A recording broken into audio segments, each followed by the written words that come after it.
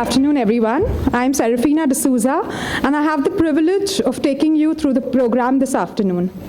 A very warm welcome to all of you to Moneylife Foundation's 6th anniversary event.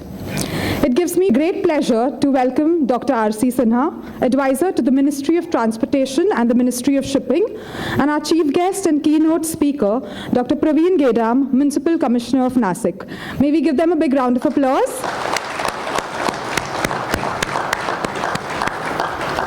Also, a very warm welcome to Mrs. Sinha and Dr. Gedam's honorable mother who are in our midst today, and to all Moneylife Foundation members, friends, well-wishers, professors, and students who are here with us. May I start by inviting Mr. R. Balakrishnan, Moneylife columnist and well-wisher, to welcome Dr. R.C. Sinha with a bouquet of flowers, please.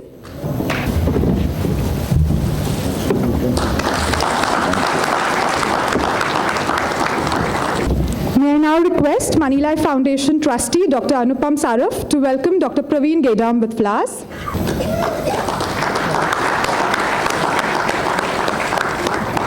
Thank you very much. Today's program is simple. Ms. Sucheta Dalal, Moneylife Foundation's trustee, will share some updates of Moneylife Foundation's 6th year. Mr. Debashish Basu, trustee of Moneylife Foundation, will then introduce our honorable guests for today. This will be followed by Dr. R.C. Sinha's address, the keynote presentation by Dr. Praveen Gedam, followed by the panel discussion and open interaction. I will provide details of each phase of the program as we proceed. Without further ado, I now invite Ms. Sucheta Dalal, Moneylife Foundation's founder trustee, to share with you a few highlights from the journey of Moneylife Foundation so far. We, the members of Moneylife Foundation and trustees, are extremely honored and privileged to welcome all of you to our 6th anniversary event. We have a stimulating program lined up for you today. We are personally delighted that Dr. R.C. Sinha is going to preside over this event. His career is dotted with extraordinarily bold decisions that have been of great benefit to the people of India. Few know that the Mumbai-Pune expressway would not have happened so smoothly, that too at a far lower cost than had been bid by Reliance, but for him. The 42 flyovers built during his time at MSRDC were completed ahead of schedule, and except for one which was a political mess, but it set the template for all future projects in this country post-liberalization. I had tracked the expressway every step of the way in the 90s, right from going on to the expressway and looking at the technology used, the concrete, the Lonavala Tunnel, and the technology used over there. And I have a first-hand idea of the kind of hurdles that he had to face and how smoothly he overcame all of them in order to get this project done, literally at a significantly lower cost, including the Panvel bypass. But more of that later. Our chief guest, Dr. Praveen Gedam, is a younger version of Dr. R.C. Sinha, is what we think. His work is of more recent origin, and we feel confident that we're going to see the impact of his bold moves and fearless action for decades to come as he heads to bigger responsibilities in government. We were fortunate to get an advance glimpse of his presentation, and we can tell you we're truly excited to be able to see it. Thank you, Dr. Sinha and Dr. Gedam, for accepting our invite, and again, a warm welcome to Mrs. Sinha and Dr. Gedam's mother, who's here with us today. Before I ask Devashish to introduce our speakers and you know more about them, a little bit about Moneylife's 6th year. Moneylife Foundation, as many of you know, is a not-for-profit organization focused on spreading financial literacy, consumer awareness, and advocacy for safe and fair market practices. We take pride in being fiercely independent, non-partisan, and aggressively pro-customer. Our mission is to give a voice to people like us who work, earn, save, pay taxes, but we don't have a say in any of the policies that affect us. Our membership has grown fairly rapidly. We have over 38,000 members over the past 6 years. The membership is free. We've conducted 260 workshops and seminars in these years. Each year, we take stock of what has happened last year, look at the feedback that you give us after each program, and then make course corrections. So an important development last year was our engagement with colleges. In fact, Moneylife Foundation had not been focused on addressing students too much because we thought they were too young to tell them what to do with money which they haven't yet earned. But the feedback that we got from Vasai College was so excellent that we decided to look a lot more at doing these programs in colleges, because we realized that it's important to start young. As a not-for-profit organization, everything that we do depends on the support and encouragement that we have from donors, well-wishers, experts, and of course our sponsors. I have to thank ICICI Bank and Disha Financial Counseling for their unstinted support for 6 years. In 2010, Ms. Chanda Kochar wrote to me that we would rather have informed consumers than complaining ones. And I mention this every year because we know how rare it is to have that kind of attitude and support, both from her and Mr. K.V. Kamath. Our non-partisan workshops happen. All of you who come regularly know that they are independent. It's only because of this attitude. We also want to thank Bank of Baroda, Mohan Jayaraman, Managing Director of Experian Credit Information Company, V. Vedhanathan, Chairman of Capital First, for supporting several of our programs. India Bulls and Gagan Banga have very kindly given us this lovely auditorium they have in Dadar. Every time we fall short of funds and can't afford an expensive place like this. And thanks, of course, to Sunil Dalal, Managing Director of Softcell Technologies, for the enormous tech support that makes us reach out to people around the country at a really, really low cost. Incidentally, Softcell has some great deals on Apple, so if you want to take a look at their desk on your way out, and you might end up buying something at a good price. On helplines, one of the important findings that we had in terms of feedback was that international research shows that people come to financial literacy seminars and then promptly forget it in about 6 to 8 weeks. So we realized the importance of having just-in-time information available to people. And we are doing this by putting out all our seminars on YouTube and the Moneylife TV channel so that people can look at it when there is a problem and know what is the right course to take. Our helplines are also a part of the same intention of giving just-in-time help. Our tax helpline is supported by Capital First. It started in June 2015. We have already answered 353 queries. We are deeply indebted to brilliant and public-spirited chartered accountants such as Amit Patel, Nikhil Wadia, Ameya Kunte, Vaibhav Sankla, and Subodh Shah for taking time to answer your queries and free of cost. This is valuable expertise that they give you for free. I also have to thank Arun Giri of Tax Sutra for introducing so many of these lovely people to us. We offer credit counseling for borrowers in financial distress. These are people who are shut out of the financial system due to bad credit scores. And this is done in 2 ways. One is the online counseling, which is supported by Bank of Baroda, Experian, and Softcell. And then we have counselors from Disha Financial Counseling who are ready to meet people one-to-one. Our thanks to Mohan Jayaraman and his team. And we have Mr. Suresh Prabhu, who's here today, and R. Bhuvaneshwari, who also give expert guidance to people, again, free of cost. Our Legal Resource Center started in February 2014. This doesn't replace lawyers, but gives you guidance on what is the best way forward. We've answered 886 queries at the end of December, and this helpline has been supported so far by H.T. Parekh Foundation. Large chunk of the queries surprisingly relate to the house that you buy and issues related to cooperative housing societies and builders. And we're really obliged to an expert called Mr. Sirish Shanbag for the very precise answers that he gives most prolifically. My colleague Yogesh Sapkale anchors each of these helplines, answers questions himself, and of course coordinates with all the experts who help you. One interesting project that we did this time was a social audit by the Safe Rail Group. I think it was an interesting initiative guided by senior railway activists, including Samir Zaveri, Mr. A.V. Shenoy, Sampat Shetty, Dharmendra Vyas, Chandrakant Surana, Sudhir Badami, and again Yogesh Sapkale. This was interesting. We had 2 Australian interns. We identified 30 stations that they should visit, 10 on each of the 3 commuter lines. The idea was to look at platform heights because there was a High Court order, but we said we won't stop at platform heights. We'll look at all kinds of other amenities, including medical facilities, whether there is an ambulance outside, the cleanliness, foot over bridges, and we came up with an excellent report which was submitted to the Standing Committee of Parliament on the Railways, and it has been forwarded again to the Railways for further action. Another learning was to be part of this just-in-time support. So we started daily guidance clinics. This is a new experiment from Moneylife Foundation. We've started it in Jan this year. So from Monday to Friday, from 5 to 7 at the Moneylife Knowledge Center, we have experts who offer you help on a wide range of issues. This became possible with just 5 individuals who were kind enough to support it. One is Mr. Ashok Rawat himself, Mr. Mohandas Pai, Amit and Archana Chandra, and Mr. Prem Shah. Each day is anchored by an activist with domain expertise. So Mondays is for open spaces, solid waste disposal, public interest litigation, and this is handled by Mr. Ashok Rawat. He's an activist of long-standing, diverse interests and immense stature. Tuesdays are for housing, redevelopment, cooperative housing societies. It's anchored by Mr. Sirish Chanbag. I've already told you about him. Wednesdays are for the Right to Information Act and Right to Services, and we've been really lucky to have Sailesh Gandhi, former Central Information Commissioner, agreeing to anchor this effort.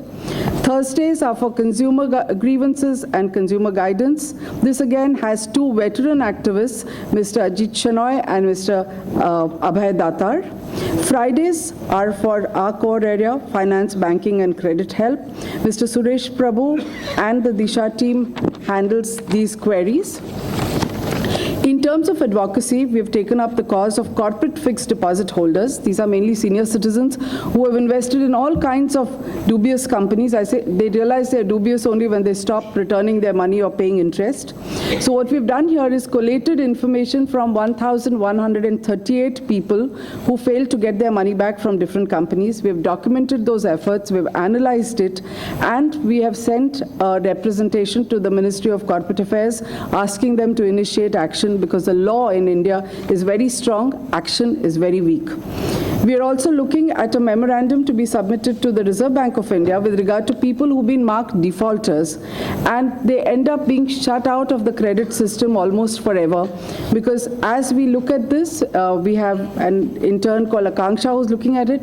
We're discovering new horrors about how a default can stay in your credit report almost forever, not just the 7 years that they kept telling us. This is the second memorandum. If any of you know people who are in financial difficulty, please ask them to write to us so that their cases can be added to this.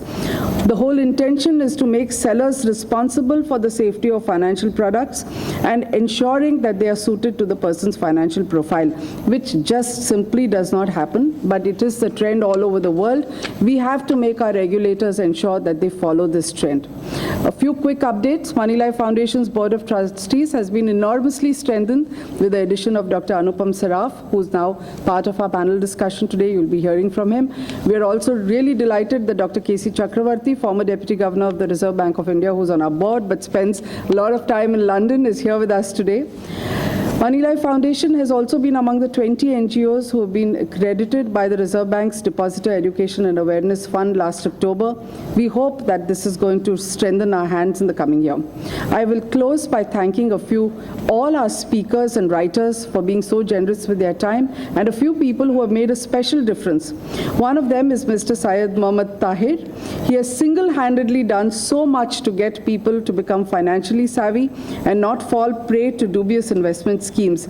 He and his entire family have been staunch money lifers who have got so many people hooked on to safe financial products and core financial literacy.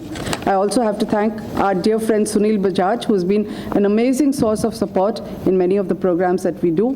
ZB Inamdar and Subhash Sawant, both banking activists and trade union leaders, Advocate Bapu Malcolm, Ashok Rawat, Sailesh Gandhi, and all the others that I've mentioned earlier have been big supporters, not only in the foundation, but issues that we have to face day to day in trying to be impartial. And believe me, it is very tough a lot of the times. Finally, a big thanks to the super team that we have at Moneylife. Many of our former colleagues and interns who are also here today, we are delighted that they continue to feel that they are part of the Moneylife family. When it comes to doing work here, we are a flat organization. There are no egos, no hierarchies. Everyone does everything that's required. We do hope that we are able to live up to the high expectations from all of you, and we continue to be able to survive to make a difference in the lives of people around us. With these few words, I'm going to ask Devashish to get on with the next part of the program and introduce our speakers. Thank you. Good afternoon, everybody.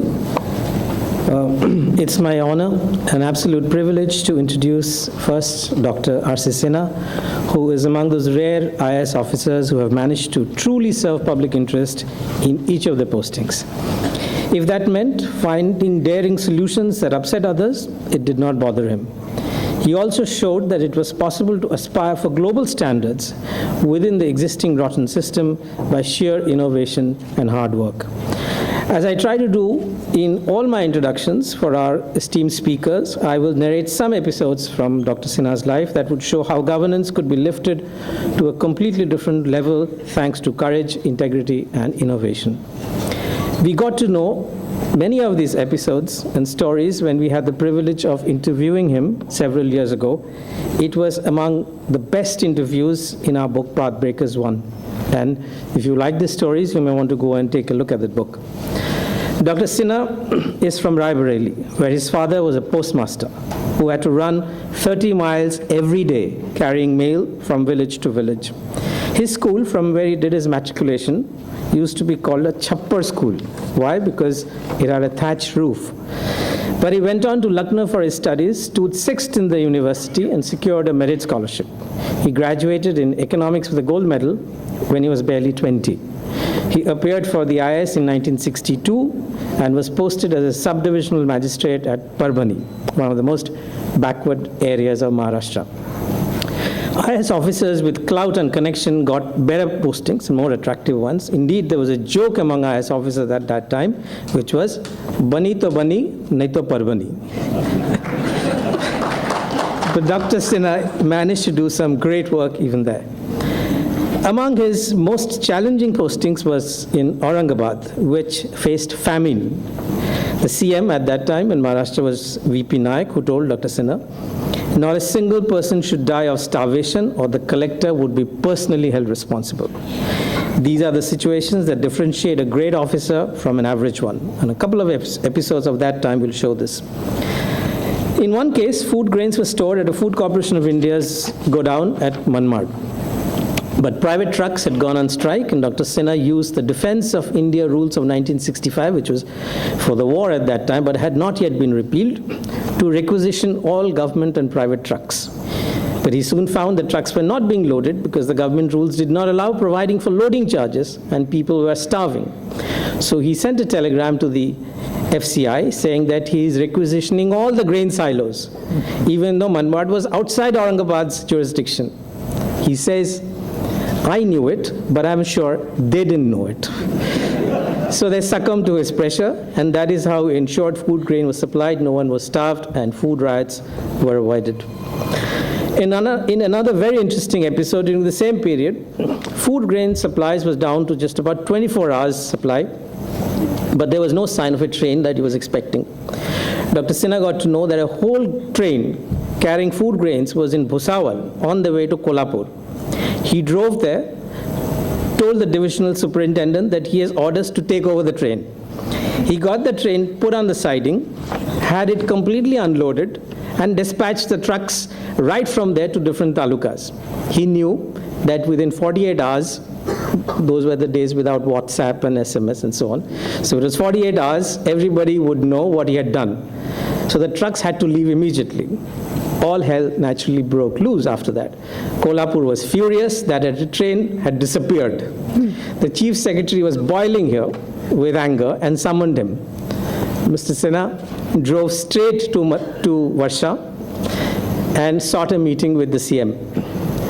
And he told him, "I'm likely to be suspended.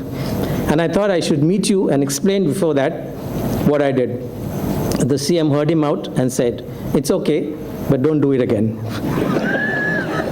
The CM then called the chief secretary and told him, "I've called Sinha and I've fired him. Don't take any action against him." In 1990, Sharad Pawar asked him to join CIDCO. We don't know why, because CIDCO had no money to even pay salaries. He fixed CIDCO's finances, planned the NRI complex, the Palm Beach Road, the railway stations, but was transferred under the pressure of a contractor close to the top. Thereafter, the Sena BJP government came to power and Dr. Sinha was transferred again. And that is when he finally said, "Enough is enough," and sent in his resignation and went off to see a late-night film.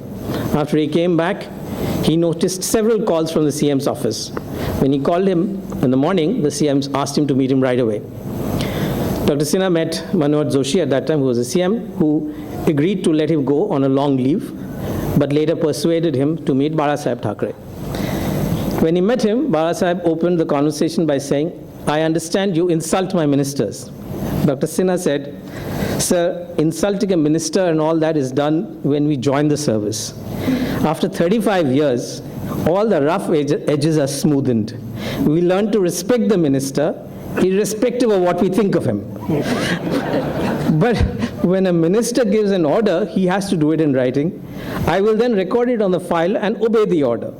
Balasaheb then said, "I hear you are very arrogant." Dr. Sinha said, "I admit that is partially true, but my arrogance is my honesty, my integrity, and my competence." Balasaheb then said, "Okay, I have nothing against you." And he told the CM, give him a posting of his choice. He was posted in the Urban Development Department.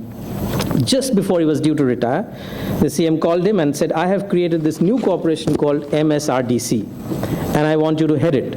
I have made a commitment to build the Mumbai-Pune expressway and the flyovers, and you must handle the projects."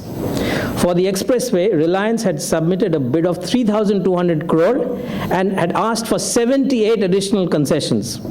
The state cabinet decided not to grant the concessions and asked MSRDC to build the project on the same terms and conditions that were part of the original bid. In April 1996, when the project landed on Dr. Sinha's shoulders, it had no forest clearance, no environmental clearance, land acquisition was not complete, and there was no money. That is when Sucheta wrote in the Times of India, "An expressway to nowhere." MSRDC wanted to cut through the ghats, but was not allowed to do so. So it had to work around it. MSRDC called 12 to 15 contractors, had told them to work with a 24-month deadline. They said, "This is impossible." Since the CM insisted it had to be completed in 30 months, Dr. Sinha rewrote the entire tender document and made multiple changes. And here is an example what an officer could do. Instead of 3 to 4 months needed for submitting documents and getting approvals, Dr. Sinha cut the approval time to just 7 days. He rewrote payment terms and tendering process. Money for the project was raised through bonds.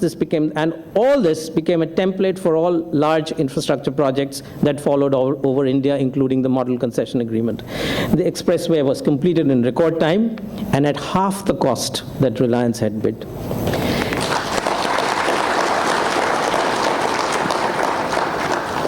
By then, Dr. Sinha was much in demand, and CMs from all across the country wanted him. I remember Buddhadev Bhattacharya said, "Calcutta is not such a bad place, please come here." Punjab wanted him, and of course Chandrababu Naidu wanted him. So he went to Andhra Pradesh, did 30 projects over there, went to Goa, and then finally came back to head the MIHAN, that is Multimodal International Passenger and Cargo Hub project at Nagpur. Maybe he'll tell us exactly what happened there. But clearly, Dr. Sinha worked very well with Mr. Nitin Gadkari in Maharashtra, and it was only natural that the Union Minister sought him out again when he took over last year as Ministry of Transport and Shipping. For the rest, we will listen to Dr. Sinha in person and also get a better perspective on how transformation can happen from within. So with these few words, I'll end. And ladies and gentlemen, I'd request you to let us all give this amazing man a big hand. Sir, it's a great privilege to have you here. We are all waiting to hear you speak. My colleague, Dr. Gedam, Mr. Debashish Basu, Mrs. Sucheta Dalal, and friends sitting here.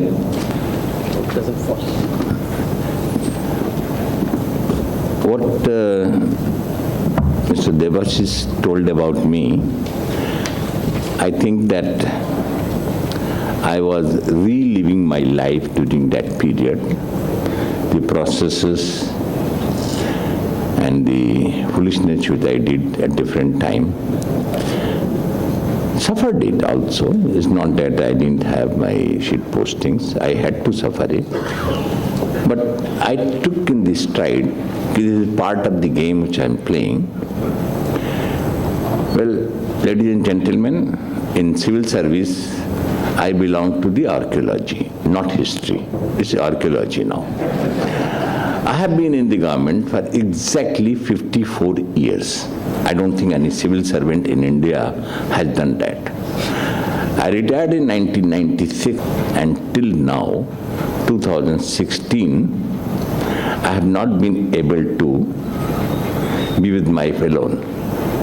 And in this process, what has happened is that my family has suffered the most, because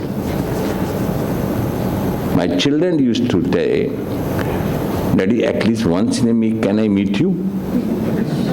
And I said, maybe next week. Okay. So that has to be the price one has to pay. But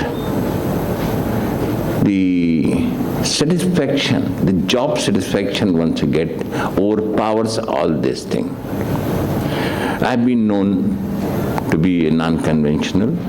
People have also called me, he's a private managing director in the government company. I have always done one thing. Don't break a law, but bend it as much it doesn't break. Take it up to that level. And if you are bona fide, if you have no mala fide intentions, I don't think that government will be able to take action against you. If my junior colleagues follow this, I think we can go much ahead. Many things have happened in the life running over more than half century. But two periods I will always remember in my life, three periods. One was the district magistrate, 1971, 72, 73, was worst famine in the history of Maharashtra. And I was made in charge of that district. And that time Jalna was part of that district. There were 2,000 villages in that district. Out of that, I remember about 800 villages had no drinking water. 800 villages. And they had to be supplied water either by tanker or by bullock carts.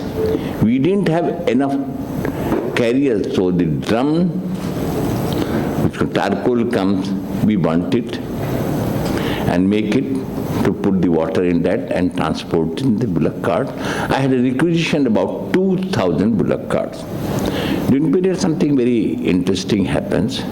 There was one village in Aurangabad which I requisitioned for drinking water. I issued one order also, which government ultimately had to support me.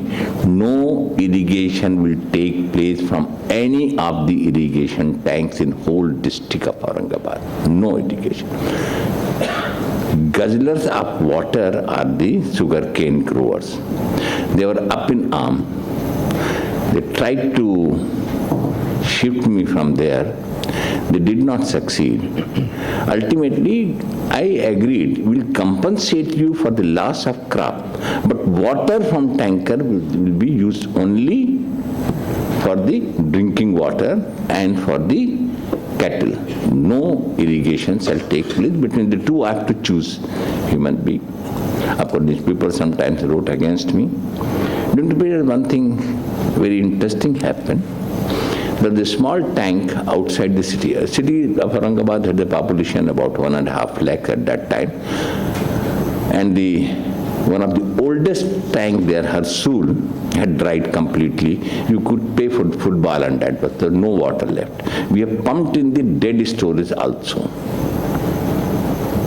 So we have requisitioned that well.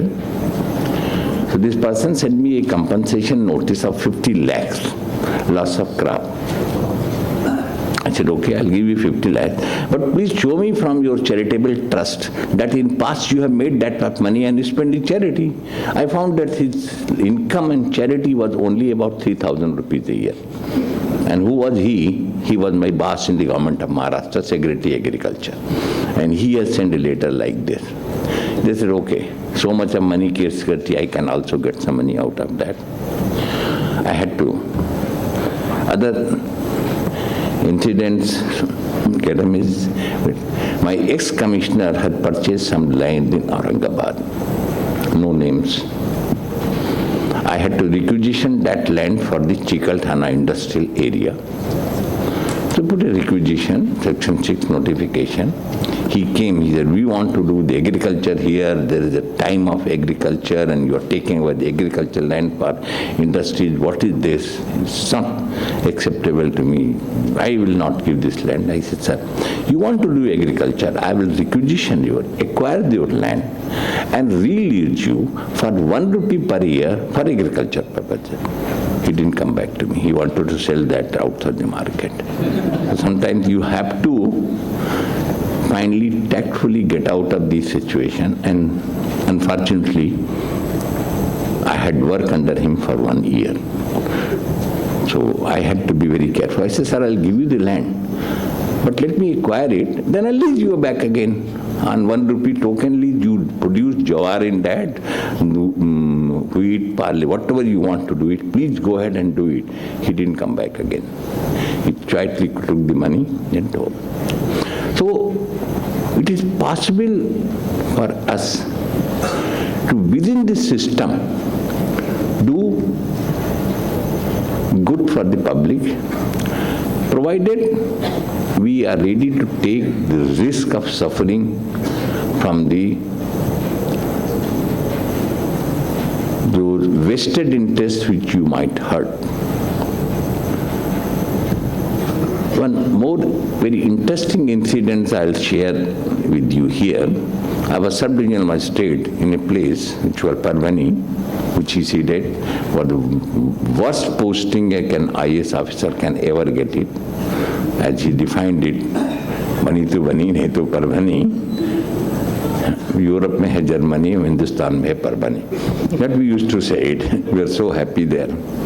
But the one landlord there owned about 700 acres or so.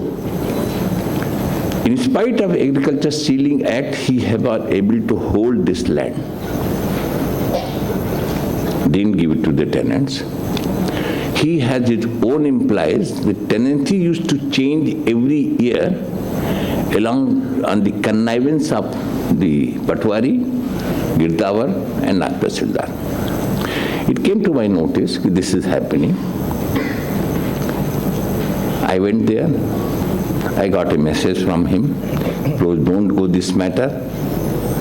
One of the sub-inspector, exactly filmy style, was tried to go in this matter and he disappeared. I said, okay, I didn't mind it being disappearing, better also. I talked to my collector, took him into confidence. He said, just go ahead. First thing I did was, I cancelled his gun license. Moment he landed up, my inspector went, he said, your license is cancelled, please surrender your gun right now. Requisition it. He had about 20 paid employees, which I call the Gunda. I put all of them 107 CRPC for breach of peace. And say you give a bond of 500 rupees not related to you, because I can't refuse the bond. At that time, in 1964, 500 rupees was a huge amount, and not related was very difficult.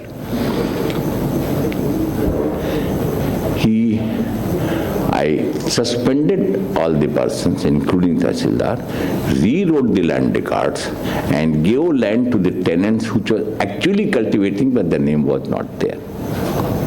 I had a threat, but I did it. Now, all these powers are still vested with my colleagues in the junior level, and I will say, please use your powers as a sub-regional magistrate, as a magistrate, for the best service of the public. Money Foundation has done a lot of work in the area. I know I got a lot of support in my work during the most difficult period of Mumbai-Pune expressway. The many things I did was, first I was to revise the tender document. Some things which might interest you is, in tender document there is a provision in the document that the person who gets the tender has to submit the drawing within 7 days. And if doesn't submit, tender can be cancelled. And after getting the approval from the engineer in charge, he can start the work. Now, whereas the first portion says that, look here, you have to submit the proposal within 7 days. But second doesn't say how much time it will take to approval. 1 month, 6 months, 1 year, nothing is mentioned anywhere. I made a small change. When the GAD is submitted, unless it is approved by 7 days, it's presumed to have been approved, and the work will start, and risk and cost of that engineer. Go ahead and do the work also. They all approved within 5 days, they didn't want it. I also put one thing, and which for Mantralaya I thought was checking. I said, if you delay for flyover, you have to pay penalty of 1.5 lakhs, 2 lakhs. But if you complete 1 day earlier, you will get 1 lakh of rupees. Finance, GAD, Public Works Department, Irrigation Department, all complained against me. Said, there is no provision of bonus in the government till now. How this bonus is being introduced? I said, with the penalty, there will be bonus also. What is the difference between these two? You punish him for delaying. If you die early, you don't benefit him, give him some money. And what? And I said, look here, what is if I complete a sand flyover, how much pollution I save? How much fuel I save? And how much time I save? Give the value of that. Is it not much more than 1 lakh a day? Only advantage I had at that time was 2 persons. One was Mr. Manohar Joshi, and other was Mr. Nitin Gadkari, who had a blind trust and gave me full free hand to do whatever I like, provided I ensure him 2 things: timely completion, 2, no cost over, 3, no compromise on quality. 3 things they wanted, and I said, give me free hand, I'll do it. And we were able to do it thanks to all my colleagues. Well, Dr. Gadam, 980 hectares of land was acquired within 100 days. 980 hectares. The credit for that go to 2 collectors, Mathankar and Deshpande. One was in Pune, other was in Raigad. I think that without that, it would not been possible to keep the time limit of 30 months doing the road and environment clearance. In fact, the biggest battle that I had to fight was clearing the environment. People said, no, if you make this road, flying squirrels' route will be disturbed. All of you have been traveled on that Pune old road, you must have traveled. Did you see any rabbit? What a question of flying squirrel. It was recorded in 1942 Salim Ali. After that, nobody has seen flying squirrel in that Lonavala belt at all. But that was raised a question, and it was held up. I had to go to Dehradun to meet the director of Wildlife Institute of India, bring him in Lonavala, place him before the CM, and make him commit that there is no wild animal disturbance will take place. Then I had other interesting thing. It happened in Indian Merchants of Chambers. I was asked by somebody, your highway is a very high speed. So higher the speed, more accidents. So why are you making a good road which can go faster road? Why don't you make a road which has potholes and also so the vehicle will not go faster, there will be no accident. I said, okay, I entirely agree with you. Good road, fast speed, no accident. Low speed, low accident. Zero speed, zero accident. Would you like to go to zero speed and say there is no accident because we don't move? What do you want it? This question is, and I said, so the biggest speed limit there was is in Germany. There's no limit. And minimum accident per vehicle are in Germany. That means the speed which you drive and the accident not correlated at all. So that is the point.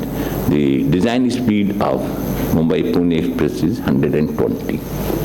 I had only tell my consultant one thing when you design the road, comparable to anywhere in the world. I didn't say the best, comparable to anywhere in the world.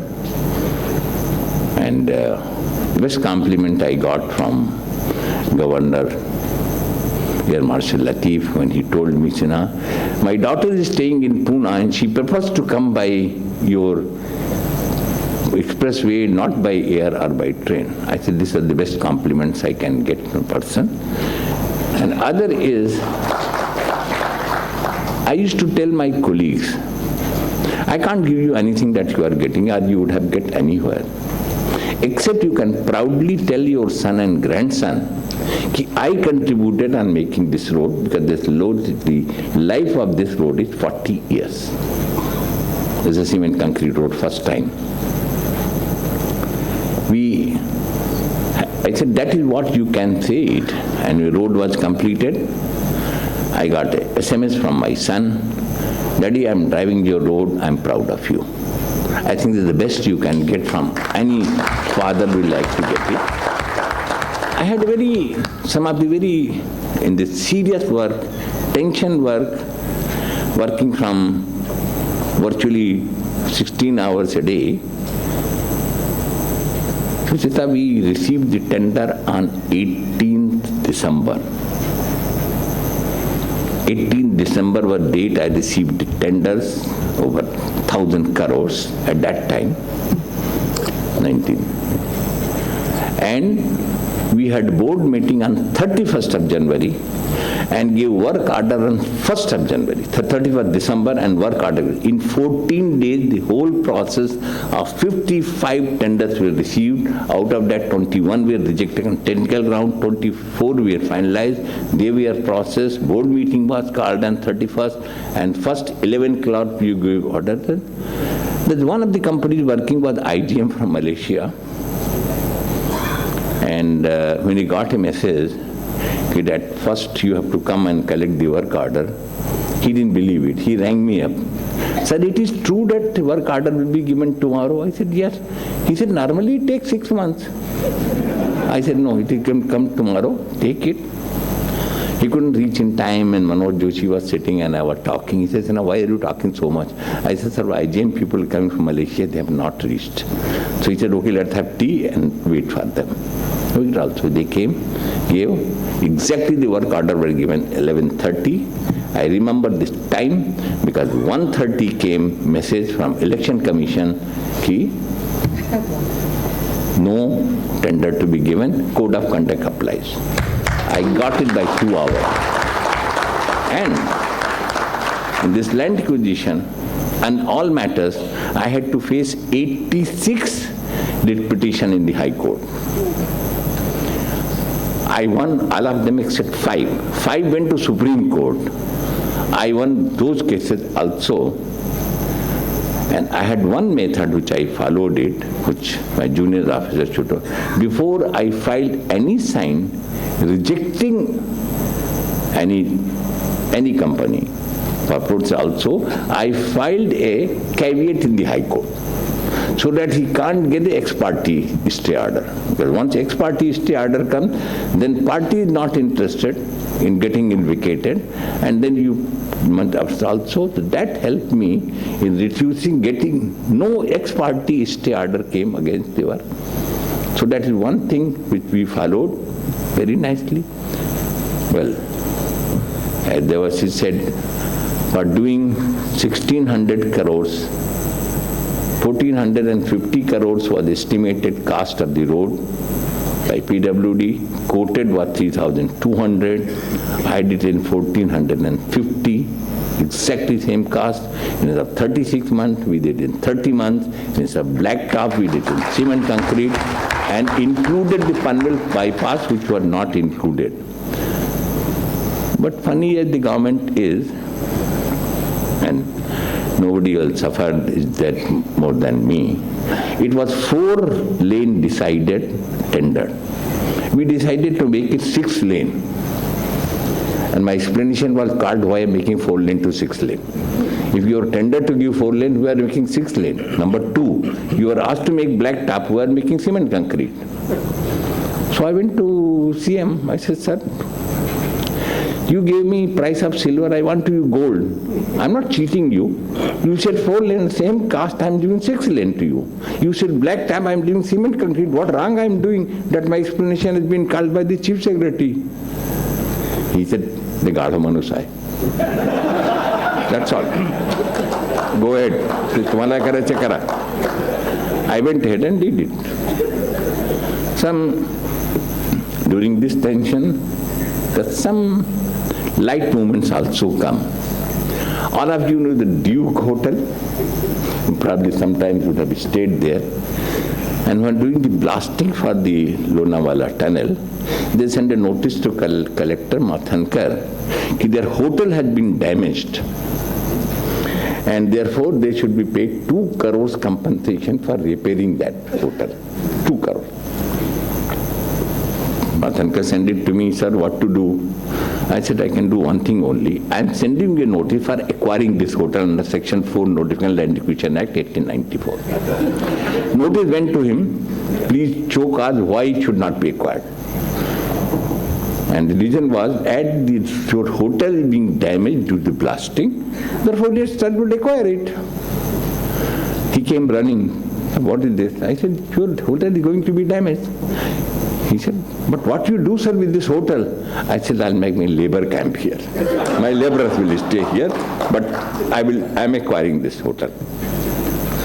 He said, sir, please save me. I said, you give an affidavit.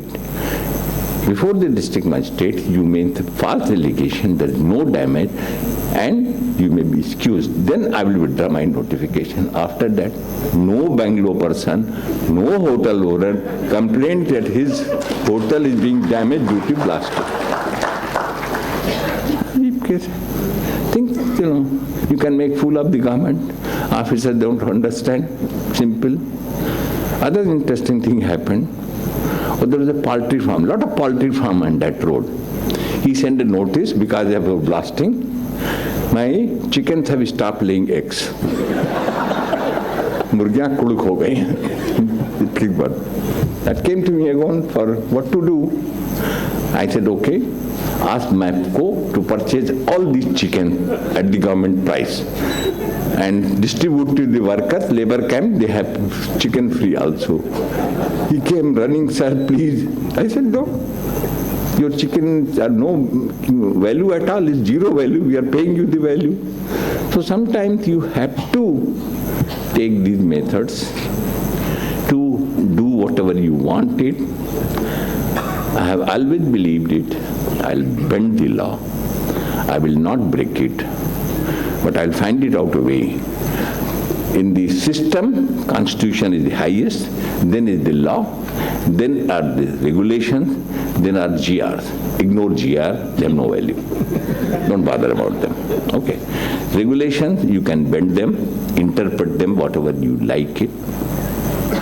Then interpretation will depend.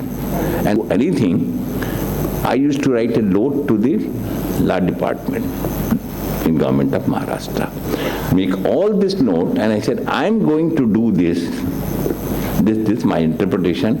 Please, this may be confirmed. Law secretary found it easy to say confirm and send it back to me. So I didn't ask him to apply your mind. I said, this may be confirmed. He said, confirmed. That's also. Happily, he was saved. I was also got my work, what I wanted to do. So, what I'm saying is that we can do it.